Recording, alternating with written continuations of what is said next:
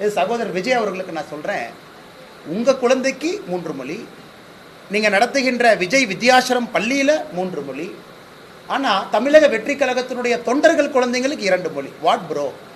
Practice what you preach bro. அதாவது சொன்னதை நீங்கள் என்ன வாழ்க்கையில் நடந்துக்கிறீங்களோ அதே மாதிரி செய்யுங்க ப்ரோ அப்படின்னு விஜய் அவர்களுக்கு தமிழக பாரதிய ஜனதா கட்சி சார்பாக இந்த நேரத்தில் நான் வலியுறுத்துகின்றேன்.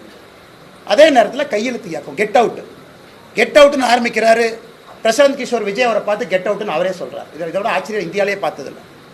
கெட் அவுட் ஆரம்பித்து ஒரு நிமிஷத்தில் அருமை அண்ணன் பிரசாந்த் கிஷோர் அவர்கள் பக்கத்தில் இருக்கிறாங்க. எல்லாம் கெட் அவுட்டுன்னு கையெழுத்து போடுங்க. உடனே ஆதவ அர்ஜுன் அவர் கையெழுத்து போடுறாரு, அண்ணன் புஷி ஆனந்த் அவர் கையெழுத்து போடுறாரு.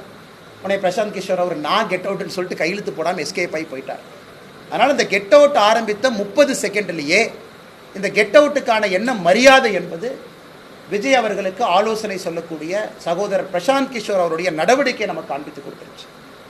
அதனால் இந்த கெட் அவுட் இதெல்லாம் ஒரு காரணத்திற்காக இருக்க வேண்டும். எங்கேயும் யாரும் எந்த மொழியும் திணிக்கல. அதனால் practice what you preach bro. What bro? நீங்களே ஸ்டேஜில் ப்ரோன்னு பொய் சொல்லாமா ப்ரோ?